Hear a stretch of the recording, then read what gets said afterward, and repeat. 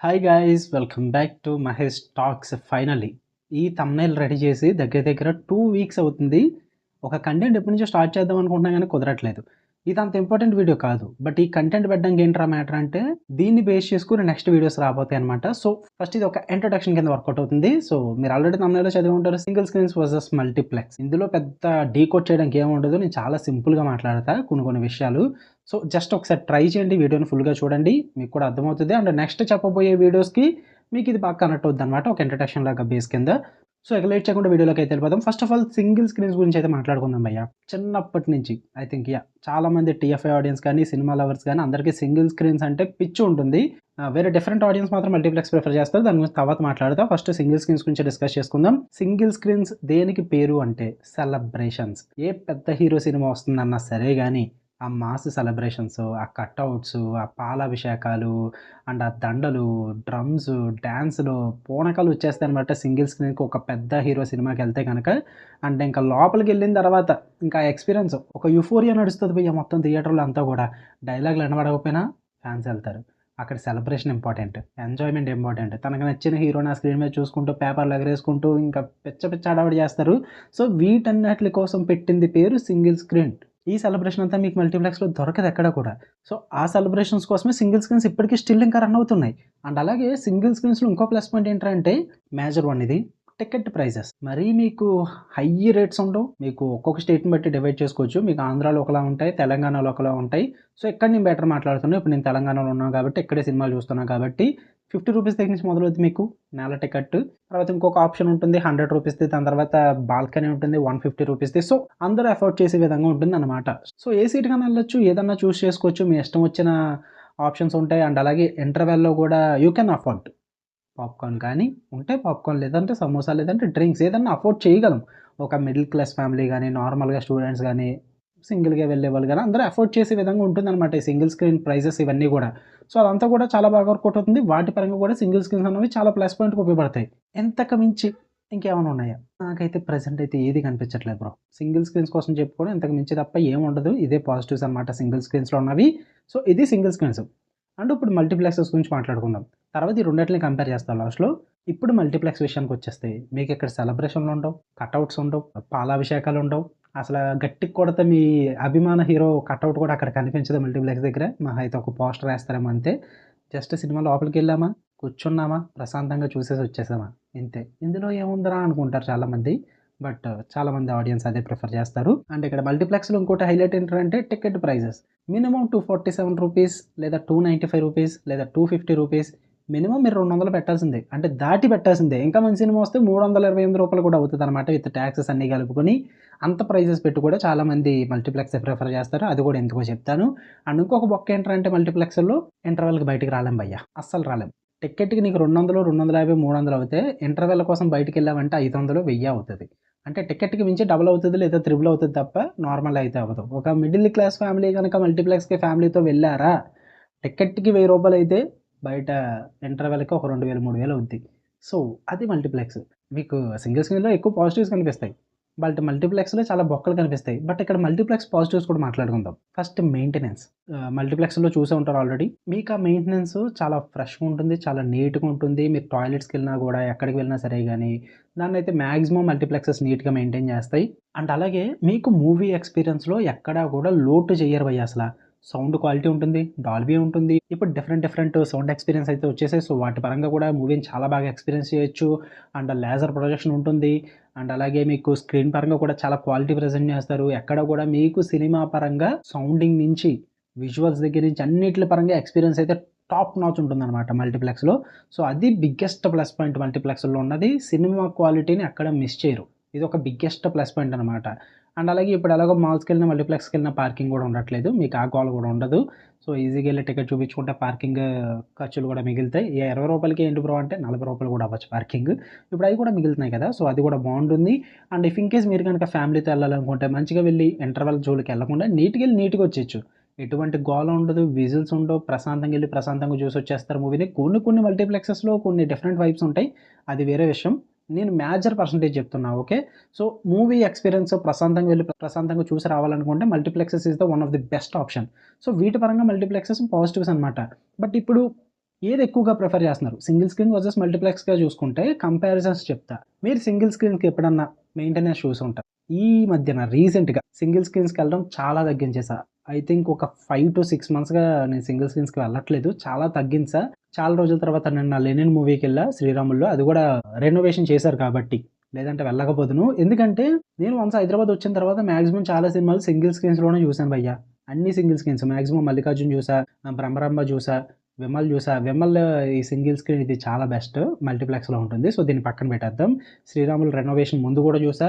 And 'Asian Lakshmikala' ఇవన్నీ కూడా ఉంటాయి. అందులో కూడా సింగిల్ స్క్రీన్స్‌కి వెళ్ళాను నేను. అంటే అది మల్టీప్లెక్సే బట్ అందులో డిఫరెంట్ స్క్రీన్స్‌కి వెళ్ళా. అవి కూడా ఇంకా సింగిల్ స్క్రీన్ ప్రైజెస్ ఉంటాయి కాబట్టి అలా రిఫర్ చేస్తున్నా. అండ్ 'సాయిరంగా'కెళ్ళాను.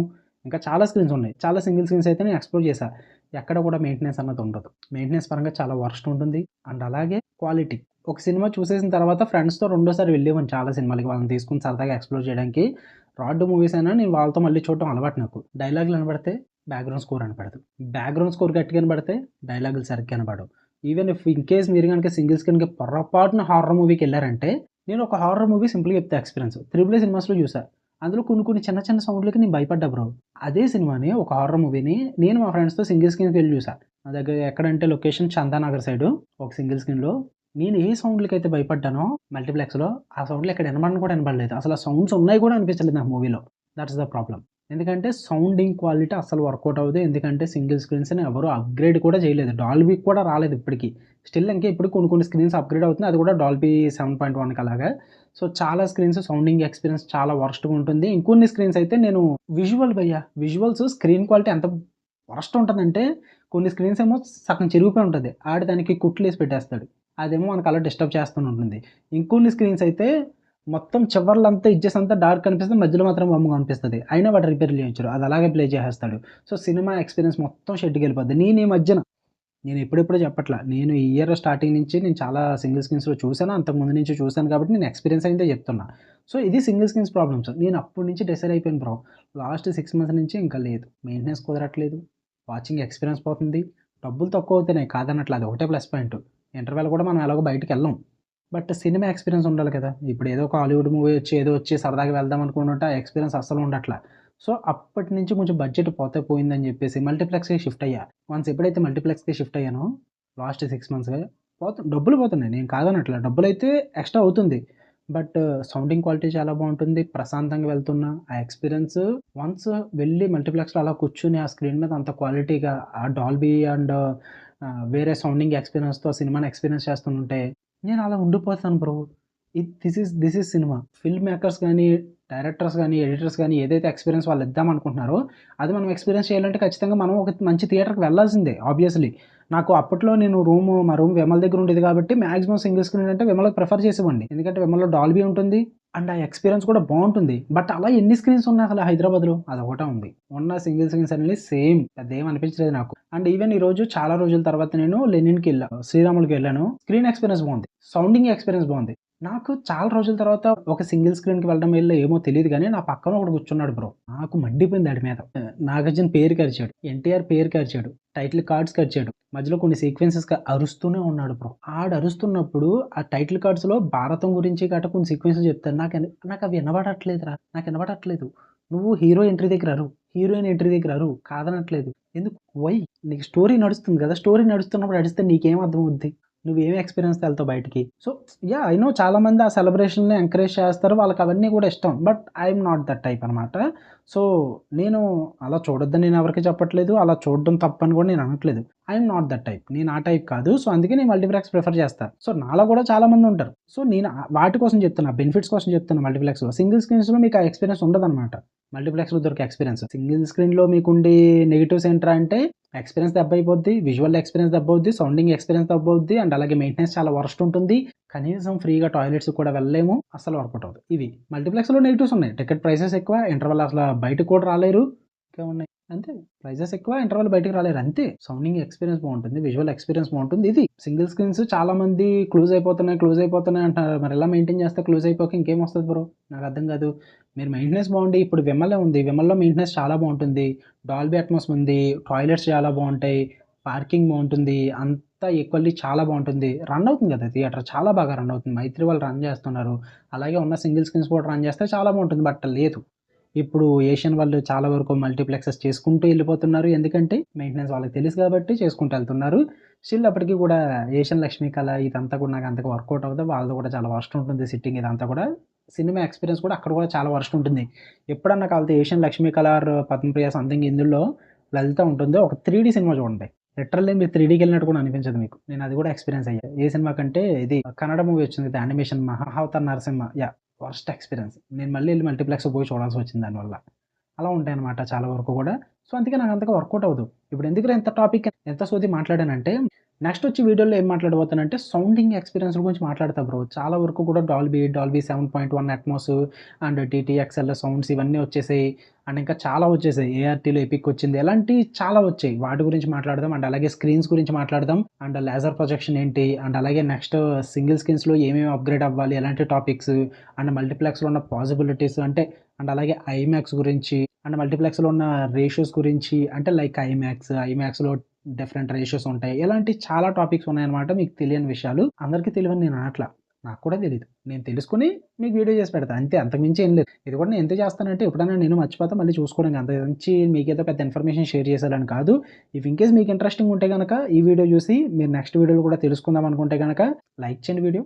సబ్స్క్రైబ్ చేసుకోండి. నెక్స్ట్ ఇంకా మంచి టాపిక్స్‌తో మీ ముందుకొస్తాయి. ఇట్స్ జస్ట్ ఇంట్రడక్షన్ టాపిక్ అంతే.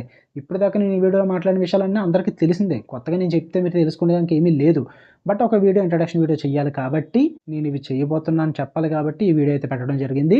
అండ్ మీకేమన్నా థియేట్రికల్ పరంగా గానీ, ఈ డాల్బీస్, ఈ సౌండింగ్ ఎక్స్‌పీరియన్స్‌లు, స్క్రీన్ ఎక్స్‌పీరియన్స్‌లు వీటి గురించి ఏమన్నా వీడియోస్ కావాలనుకుంటే, కొత్త ఐడియాస్ ఏమన్నా ఉంటే గనక నాకు కామెంట్ సెక్షన్‌లో చెప్పండి. నేను వాటి గురించి వీడియోస్ కూడా చేస్తా.